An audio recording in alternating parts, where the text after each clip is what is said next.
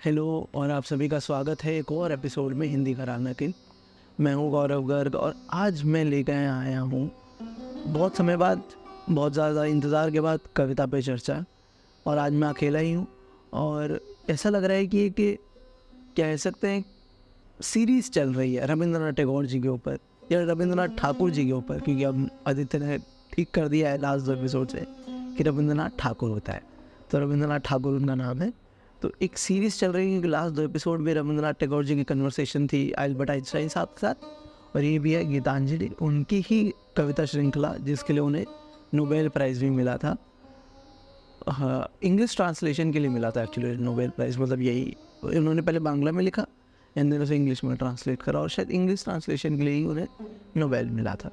तो ये बहुत माने हुआ, बहुत पॉपुलर माना हुआ कह सकते हैं स्पिरिचुअल काम है, या बहुत माना हुआ स्पिरिचुअल काम है, बहुत पॉपुलर है, बहुत लोगों ने पढ़ा है, बहुत इम्पोर्टेंट फ़िलॉसफी की किताब है, बहुत इम्पोर्टेंट कविता की किताब है। और क्या कह सकते हैं इसके बारे में। और ये जो एडिशन है ये मेरे पास है, ये रूपा पब्लिकेशन है छापा है, और इसकी ख़ास बात है तो इसका साइज़ बड़ा कॉम्पैक्ट है और इसमें कुछ भी चीज़ें हैं जैसे ये रविंद्रनाथ टैगोर जी ने या रविंद्रनाथ ठाकुर जी ने नोबेल प्राइज़ एक्सेप्ट करते टाइम जो स्पीच दी थी ये वो है, तो उन्होंने वो भी लास्ट में इंक्लूड करा है, जो बहुत एक अच्छा टच है, एक अच्छा एडिशन है, वेलकम एडिशन है। अगर किसी को नहीं पढ़ना है तो ना पढ़े, वरना अगर कोई पढ़ना चाहता है सीखने के लिए या जानने के लिए क्यों क्या दिमाग में चलता है इतने बड़े लोगों के, जब उन्हें इतना बड़ा प्राइज़ मिलता है वो कैसे उसको एड्रेस करते हैं, कैसे उसको एक्सेप्ट करते हैं, या फिर होता है ना कि इतना बड़ा स्टेज मिला है तो और एक कॉज है आपके साथ जो आपके फ्रीडम फाइट है आपके देश की, तो आप उसको उसमें कैसे इनकॉर्पोरेट कर रहे हो, बहुत इंटरेस्टिंग है।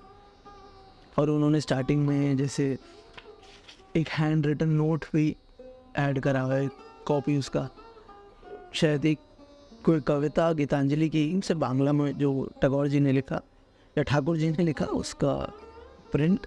हाँ, मुझे दिखा, मार देगा मैं बार बार टैगोर टैगोर बोल रहा हूँ, रविंद्रनाथ ठाकुर। तो आज मैं 2 कविताएं पढ़ूंगा इस कलेक्शन से और कोशिश करूंगा उसके बारे में जो भी समझूंगा मैं आप तक पहुंचाऊंगा। और अगर कुछ एडिशन होगा तो अगले एपिसोड में आदित्य ठीक कर देगा या आप सब भी कमेंट्स में ठीक कर सकते हैं, ठीक है। जो पहली कविता है जिसके बारे में बात करूंगा वो कविता नंबर 2 है, और कविता का कोई टाइटल नहीं है, सिर्फ 2 है, और अगेन भक्ति भाव में होगी, तो उसी तरीके से पढ़ेंगे और फिर इसके बारे में बात करेंगे। When thou commands me to sing, it seems that my heart would break with pride, and I look to thy face, and tear comes to my eyes.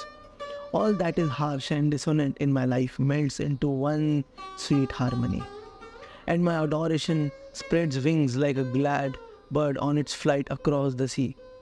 I know thou takes pride in my singing. I know that only as a singer I come before thy presence. I touch by the edge of the far spreading wings of my song thy feet which I touch by the edge of the far spreading wings of my song thy feet which I could never aspire to reach. Drunk with joy of singing I forgot myself and called thee friends who art my Lord. तो समझने की कोशिश करते हैं पहले। एक तो ये अगेन क्लासिकल इंग्लिश है या फिर विक्टोरियन इंग्लिश कहते हैं इसे, बड़ी पुराने टाइप की, दाओ दाए शाल नॉट ऐसा। तो बट जो एक मेरे हिसाब से जो भाव है वो कुछ इस तरीके का है कि आप अपने भगवान से, अपने गुरु से, या अपने कह सकते हैं आप लॉर्ड से, अपने एक भगवान से ही, या प्रेमी भी हो सकता है इवन देखा जाए तो। इन सब जो ये भक्ति का जो काम है हिंदुस्तान में, बड़ा वो या तो रोमांटिक नज़रिए से देखा जा सकता है या फिर उसे बड़ा स्पिरिचुअल तरीके से भी देखा जा सकता है। तो उसी की तरह ये भी है, या तो ये अपने आशिक को कह रहे हैं या फिर अपनी आशिक माशूक को, या फिर भगवान को भी कह रहे हैं, आपके ऊपर है। When thou command me to sing, जब आपने मुझे गाने के लिए बोला, it seems that my heart would break with pride, मेरा तो तभी ही मुझे ऐसा महसूस हुआ कि मेरा दिल टूट जाएगा। I look to thy face and tears come to my eyes, मैंने आपकी तरफ देखा, आपके चेहरे को देखा और मेरी आंखों में आंसू आ गए। All that is harsh and dissonant in my life melts into one sweet harmony. मेरी ज़िंदगी में जो भी दुख थे, दर्द थे, मुश्किलातें थी, वो सब टूट गई, चूरा हो गई और उससे एक बहुत मधुर, एक बहुत मीठी, एक हार्मोनिक धुन बन के प्रकट हुई मेरे सामने. And my adoration spreads wings like a glad bird on its flight across the sea. और जो मेरा आपके प्रति प्रेम है, जो मेरा भक्ति भाव है आपके प्रति, वो उन्होंने पंख फैला लिए, वो और बढ़ गए. जैसे एक चिड़िया जो समुद्र पार करने के लिए पहली छलांग मारती है, उसी की तरह मेरे भी पंख फैल गए. I know thou takes pleasure in my singing. मुझे पता है मेरे प्रिय को, मेरे प्रिय को, मेरे भगवान को, मेरे परवरदिगार को मेरे गायकी बहुत पसंद है. उसे बहुत अच्छा लगता है जब मैं गाता हूँ. I know that only as a singer I come before thy presence. और मुझे पता है क्योंकि मैं गाता था, इसी वजह से आज मैं आपके इतना करीब पहुँचा हूँ. चाहे वो अपने आशिक के लिए कह रहे हैं, अपनी माशूक के लिए कह रहे हैं, अपने गॉड के लिए कह रहे हैं. मैं सिर्फ एक आर्ट को ही इतना परफेक्ट करके तुम्हारे पैरों, तुम्हारे चरणों तक पहुँचा हूँ. वरना तो मेरी कोई औकात ही नहीं थी, मेरी कोई ज़ात ही नहीं थी, मैं तो एग्जिस्ट ही नहीं करता था कहीं पे भी. I touch by the edge of the far spreading wings of my song thy feet which I could never aspire to reach. और जो मेरे पंख फैलाए थे एडोरेशन के, जो भक्ति के, जो कह सकते हैं सबमिशन के, जो आपकी तरफ मैंने जो पंख फैलाए थे, उन्हीं पंखों के फैलावट से, उसकी जो फैलाव है, मैं अपने संगीत के द्वारा आपके पैरों तक पहुंच पाया. जो मैंने गाया, उससे जो अडोरेशन, जो भक्ति भाव निकला, उसी से मैं आपके चरणों को स्पर्श ले पाया. वरना तो मैं उनसे बहुत बहुत दूर था. आज इसी संगीत ने मुझे आपके चरणों में पहुंचा दिया. इससे आगे मैं क्या ही करूँगा, इससे आगे जाना भी कहीं है. Drunk with the Joy of singing I forgot my self. और इस नशे में, इस गायकी के संगीत के नशे में मैं भूल गया हूँ खुद को भी. अब मुझे अपने आप में और आप में फ़र्क ही नहीं दिख रहा है. आप और मैं एक हो गए हैं. पहले हमारे अंदर एक बाइनरी था, मतलब भगवान और इंसान में एक डिफरेंस था. पर संगीत को परफेक्ट करके उसमें मशक्क़त करते रहे, कॉन्स्टेंटली करके फाइनली एक हो गए हैं रविंद्रनाथ ठाकुर जी भगवान के साथ, अपने माशूक के साथ, अपनी प्रेमिका के साथ, अपने प्रेमी के साथ, या फिर किसी दोस्त के साथ, किसी के साथ भी. मतलब ये ओपन फॉर इंटरप्रिटेशन है. ये खूबसूरती है शायरी की ना, कि 4-5 इंटरप्रिटेशन बनते हैं. और लास्ट लाइन है, and call the friend who art my lord. और मैंने उसे I call the friend who art my lord. और मैंने फाइनली उसे दोस्त बोला, या उसको पुकार लगाई, जो है मेरे प्रभु, मतलब आप. तो अगेन देखा जाए ना, मैंने ये बार बार हमने यहाँ पे बात भी करी है, और ये कांस्टेंट थीम भी है जो हमने देखा है बहुत सालों से, कि भक्ति भाव की जितनी भी बड़ी बड़ी क्रिएशंस है, वो या तो बहुत रोमांटिक है दिखने में, पर साथ ही साथ वो बहुत कह सकते हैं कि स्पिरिचुअल भी है. तो एक तरीके से भगवान से भी मुलाकात हो रही है, अपने प्रभु से, पर वहीं हो सकता है कि गुरु की तरफ भी बात हो रही है. जैसे सूफ़ी परंपराओं की जो हम कलाम पढ़ते हैं, तो वहाँ पे बहुत ज़्यादा गुरु की तरफ झुकाव होता है. भगवान की तरफ तो है ही, और वो गुरु की तरफ भी अपना एडमिरेशन दिखाते हैं. वहीं कुछ जगह मीरा के भजन देखा जाए तो वो भगवान को ही अपना स्वरूप, भगवान कृष्ण को ही एक प्रेमी की तरह देखती हैं अपने. और कबीर हो गए, कबीर अपने आप को एक पुरुष या फिर एक पुरुष स्त्री बना लेते थे अपने कृष्ण को या अपने भगवान को प्रसन्न करने के लिए, मोहने के लिए. तो ये बहुत कांस्टेंट चलता हुआ थीम है रोमांस का और भक्ति का. तो शायद एक तरह से हम ये समझ सकते हैं कि प्रेम ही रास्ता है भगवान तक जाने का, या प्रेम ही रास्ता है मोक्ष. आप झगड़ा, मार, लड़ाई, गाली गलौज करके शायद प्रभु भगवान तक, या फिर सैल्वेशन तक, या फिर निर्वाण तक ना पहुंच पाए कभी भी. पर प्रेम हर किसी क्रीचर से, या हर मनुष्य से, हर क्रीचर से, हर मनुष्य से, हर वर्ग के इंसान से प्रेम ही आपको इतना आगे तक भगवान के रूबरू करा सकता है मेरे हिसाब से. ये इसका इंटरप्रिटेशन है. और एक तरह से देखा जाए तो टैगोर साहब ये भी कह रहे हैं ना कि किसी आर्ट को या किसी कार्य को सिर्फ आर्ट नहीं बोलते हैं, कार्य बोलते हैं, क्योंकि फिर आर्ट बड़ा एक्सक्लूसिव हो जाता है कि सिर्फ आर्टिस्ट लोग तो जो लिख रहे हैं, गा रहे हैं, म्यूज़िक बना रहे हैं, फिल्में बना रहे हैं, वही गॉड तक पहुंच सकते हैं। जो एक आईटी की नौकरी कर रहा है वो भगवान तक नहीं पहुंच सकता है, उसको निर्वाण नहीं मिलेगा। भाई क्यों नहीं मिलेगा? अगर कोई इंसान बिजनेस कर रहा है या कर रहे हैं, अगर कोई ह्यूमन, कोई इंसान बिजनेस कर रहे हैं या फिर किसी प्रकार की नौकरी कर रहे हैं, वो कुछ भी हो, छोटी बड़ी, वो सब बात अलग है, कितना भी सैलरी ले रहे हो, अगर उसमें प्योर हैं, सच्चे हैं, तो क्यों नहीं भगवान उनमें मिलेगा? क्यों नहीं इसमें सुख मिलेगा, है ना? जो टीचर पढ़ा रहे हैं, बहुत बुरी कंडीशन पे पढ़ा रहे हैं देश में, टीचर बहुत कम सैलरीज में पढ़ा रहे हैं। मैंने खुद पढ़ाया है, एक एक्सपीरियंस से बता रहा हूँ। बहुत मुश्किल होता है बच्चों को पढ़ाना, क्योंकि आप सिर्फ बच्चों को नहीं पढ़ाते, उनके माँ बाप को भी पढ़ा रहे हो, एक इंस्टीट्यूट को भी, एक पूरे कह सकते हैं एक इन्वायरमेंट को चला रहे हो, तो वो तो सब है ही। बट स्टिल अगर आप उस जॉब में मज़ा लेते, कुछ टीचर होते हैं ना बनाए हुए रहते हैं, बहुत डिस्टर्ब रहते हैं, उनसे पढ़ के मज़ा नहीं आता है। पर जो टीचर होते हैं जिनको मज़ा आता है, जो इन्जॉय करते हैं पढ़ाना, जो एक्स्ट्रा बैठ जाते हैं पढ़ाने के लिए, उन टीचर्स के साथ पढ़ने में बड़ा मज़ा आता है। क्योंकि वही है, जो इन्जॉय करेगा फिर जॉब, वही कह सकते हैं उसमें एक्सेल करेगा और वही फिर भगवान तक जा पाएगा। एक्सेल करने अपने लिए एक्सेल, ना कि खुद को आनंद आया, मुझे आज नौकरी करके मज़ा आया है, आज मैंने जो काम करा वो मज़ा आया। तो अगर आप अपने काम में सक्षम रहोगे, सही रहोगे, डिटरमाइंड रहोगे, तो क्यों नहीं आप मोक्ष तक जाओगे? क्यों आप निर्वाण तक नहीं जाओगे? क्यों आपको आपका प्रभु नहीं मिलेंगे? आपका प्रेम क्यों नहीं मिलेगा? ज़रूर मिलेगा।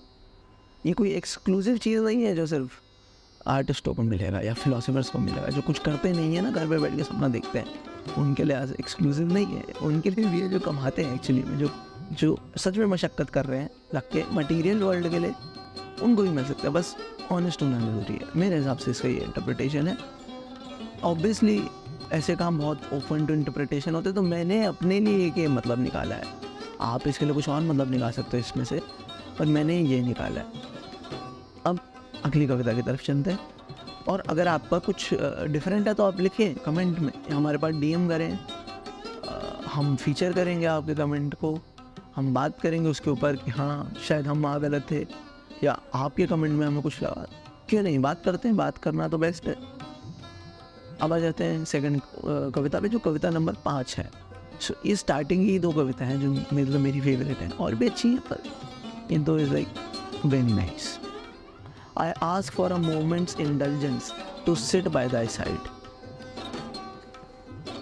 मैं एक क्षण चाहता हूँ, एक मोमेंट, एक क्षण, एक समय, थोड़ा सा समय चाहता हूँ कि जब मैं आपके साथ बैठ सकूँ, मतलब उसमें घुल जाऊँ, आपके साथ बैठ के थोड़ा सा हो जाऊँ, उसमें आप में मिल जाऊँ। The works that I have in hand, I will finish afterwards। और अभी जो मेरे पास करने को काम है ना, वो मैं बाद में कर लूँगा। फिलहाल मेरा मन है मैं आपके साथ बैठ जाता हूँ। अभी जो काम है उसको थोड़ा सा साइड रख सकते हैं, फिलहाल आपके साथ बैठ जाते हैं।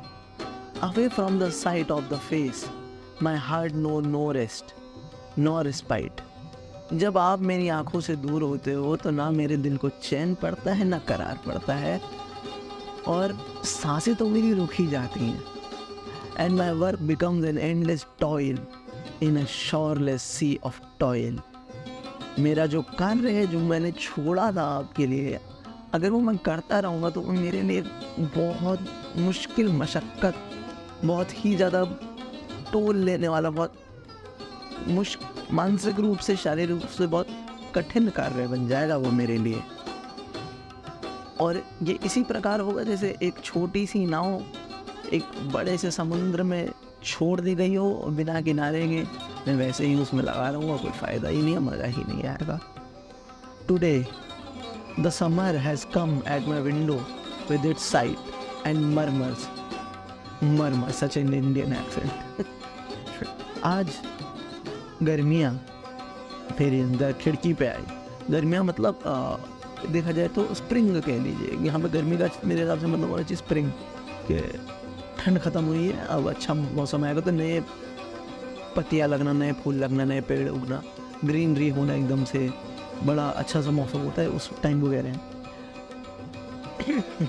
वो मेरी खिड़की पे आया, सॉरी, वो मेरी खिड़की पे आए और उन्होंने मेरे कान में फुसफुसाया, the bees are flying mysteriously at the court of the flowering groves.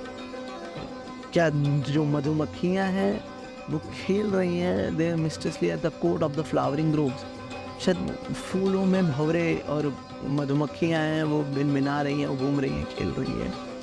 Now it is time to sit quiet, और यही समय है शांति से बैठने का, face to face with the, चेहरे से चेहरा लगा के, आमने सामने आपके, and to sing dedication of life in this silent and overflowing leisure. और गाने का to sing dedications of life, मेरे पूरे जीवन को समर्पित करने का आपके सामने, to in this silent and overflowing leisure, इस शांत और एक लीजर, एक कामनेस के जो मौसम है, इसमें आपके सामने अपनों को समर्पित करने का। सो ये तो अच्छा, अब देखो ऑब्वियसली अगेन गॉड वाला पैरेलल तो है ही है और रोमांटिक पैरेलल भी है मेरे हिसाब से, और आपके हिसाब से भी होगा। बहुत उस तरह की है ना कि देखो जैसे बड़ा रोमांटिक है ये पोएम ना, अगर आप अपनी प्रेमिका को या प्रेमी को भी भेजोगे तो ये बड़ा इफ़ेक्ट करेगा, क्योंकि ये पोएम ही इस तरह की है।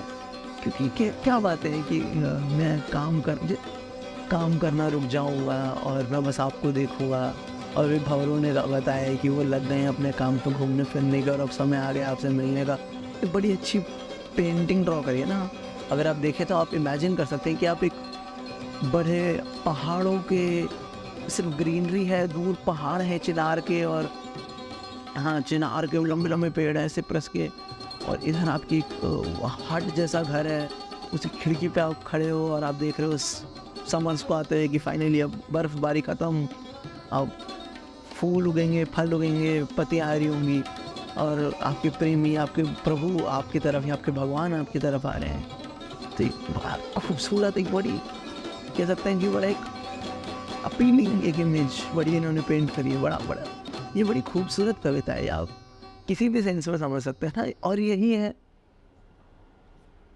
कि ये कह रहे हैं ना कि उस टाइम बड़ी शांति होती है, और मोक्ष भी या फिर ध्यान भी शांति में ही तो लगाया जाता है। तो एक तरह से वो भी कह रहे हैं कि आइए आप, आज हम दोनों मिलते हैं और ध्यान लगाया जाता है आपकी बाहों में, ये भी मतलब हो सकता है। तो अगेन ये सब बड़ा सब्जेक्टिव है, क्योंकि आर्ट ही ऐसा है कि सबका ओपिनियन अलग अलग होगा और यही उसे खूबसूरत बनाता है। जितना अगर एक तरह का ओपिनियन होगा उतना ही आर्ट ख़राब हो जाएगा या फिर दकियानूसी हो जाएगा, बड़ा लिमिट हो जाएगा, कंस्ट्रिक्टेड हो जाएगा एक रीजन में। पर जितना आर्ट फ्री फ्लोइंग है ना, कि कोई कुछ मतलब निकाल रहा है, पिकासो की आप पेंटिंग देखो, या आप एक डा विंची की पेंटिंग देखो, या फिर वो बहुत पॉपुलर है ना इंडियन पेंटर भी, जिनकी मदर टेरेसा सीरीज़ बहुत पॉपुलर है, बहुत अच्छी है। आप कह रहे हो नहीं, तो इन पेंटर्स की जैसे पेंटिंग देखते हैं तो कभी कभी नहीं समझ आता है क्या है, पर कभी कभी कुछ अलग सा इंटरप्रिटेशन लगता है और कुछ का कुछ और, पर कुछ लोगों के साथ मैच भी करता है। तो यही आर्ट को खूबसूरत बनाता है। ऐसे ही गाने होते हैं, आप गाने में सम पीपल लाइक एक गाने में लिरिक्स, किसी को म्यूज़िक बहुत अच्छा है, किसी को गाने का तरीका बहुत अच्छा लग रहा है, किसी को ओवरऑल प्रोडक्शन इंस्ट्रूमेंट्स बहुत अच्छे लग रहे हैं।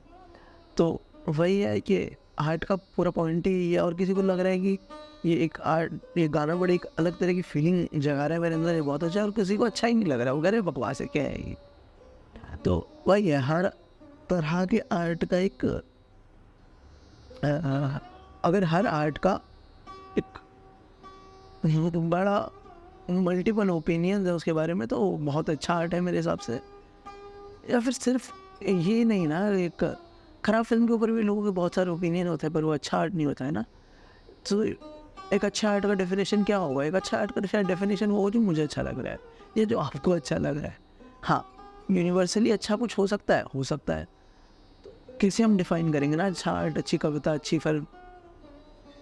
तो या तो हमें मेजॉरिटेरिज्म की तरफ कर देंगे, 100 में से 60 लोगों को पसंद है तो अच्छा है, पर फिर वो भी गलत है। तो क्या होना चाहिए एक अच्छे आर्ट को डिफाइन करने का तरीका? शायद अच्छा आर्ट को डिफाइन करने का मेरे हिसाब से अच्छे आर्ट को डिफाइन करने का तरीका यही है कि फिर अब वो पुरानों का रिस्पेक्ट करे। सो पुरानों से पहले जो आर्ट है उसका रिस्पेक्ट करे, उसे समझे, उसे सीखे और उसी में फिर नया कुछ इन्वेंट करे, तो वो शायद एक अच्छा आर्ट कह सकते हैं हम। वो एक, हाँ, अच्छा आर्ट वही है जो पुराने से सीखा हुआ हो, समझा हुआ हो, पर नए में इन्वेंशन हो। ऐसा ना हो कि बस कुछ भी नया बना लिया, बट बहुत सारी पुरानी चीज़ों सीख के कुछ नया बनाओ। हाँ, मेरे लिए यही है एक अच्छा आर्ट कन्फर्मेशन डेफिनेशन। तो एक अच्छी पेंटिंग भी मैं शायद इसी तरीके से देखूँगा, और एक अच्छा गाना भी मैं इसी तरीके से देखूँगा, और एक अच्छा फिल्म भी मैं इसी तरीके से ही देखूँगा। अगर आपका कुछ और है डेफिनेशन तो आप प्लीज़ बताइएगा, हमारे साथ शेयर करिएगा। तो आज 2 चीज़ें आपसे क्वेश्चन है। पहला, आपका इंटरप्रिटेशन क्या है दोनों कविताओं के ऊपर, और दूसरा है कि आपके अकॉर्डिंग अच्छा आर्ट क्या है। और ठीक है, आज अच्छा एपिसोड रहा, मज़ा आया। और रविंद्रनाथ ठाकुर जी को हैप्पी बर्थडे, बिकॉज जिस दिन ये एपिसोड अपलोड होगा उस दिन 8 तारीख होगी, और 8 तारीख को ही रविंद्रनाथ ठाकुर जी का बर्थडे है। Happy birthday Rabindranath Thakur ji. I hope you enjoy, मिलते हैं अगले हफ्ते कुछ बेटर, कुछ डिफरेंट लेके, और देखते हैं, एडजस्ट करते हैं कुछ कि साथ में हो पाए 2 लोगों का। थोड़ा मैं इधर से कैमरा सेट कर लूँ, उधर वहाँ वो कुछ सेटअप लगा ले देते हैं तो हो जाए। बाकी हो सकता है कुछ टाइम में आपको हमारे चैनल से और भी कुछ इंटरेस्टिंग देखने को मिले। अभी हम सोच तो रहे हैं, अभी हम एक्सप्लोर कर रहे हैं, देखें कुछ टाइम में। या फिर हम बता सकते हैं कि आप मतलब would you like series called word of the day, और इसमें हम मुश्किल उर्दू या हिंदी या पंजाबी या इंग्लिश के कुछ अजीब तरीके के या नॉट सो कॉमन वर्ड उसके बारे में बात करें, या फिर वो किसी शेर में भी यूज़ हुआ है। तो जैसे एक कोई उर्दू का वर्ड है जो कॉमन नहीं है पर एक शेर में यूज़ हुआ है, तो उसके साथ रेफरेंस देके वो सब, और 30 सेकंड की रील।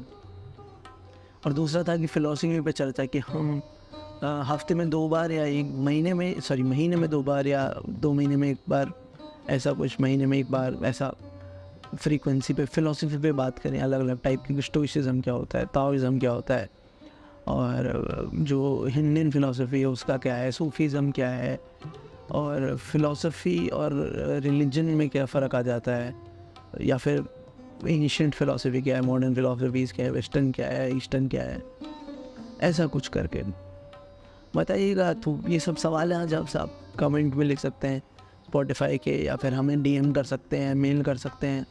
बहुत तरीके हम तक पहुंचने के, हम इतना अनरीचेबल नहीं हैं। धन्यवाद, थैंक यू आज का एपिसोड सुनने के लिए। Bye bye.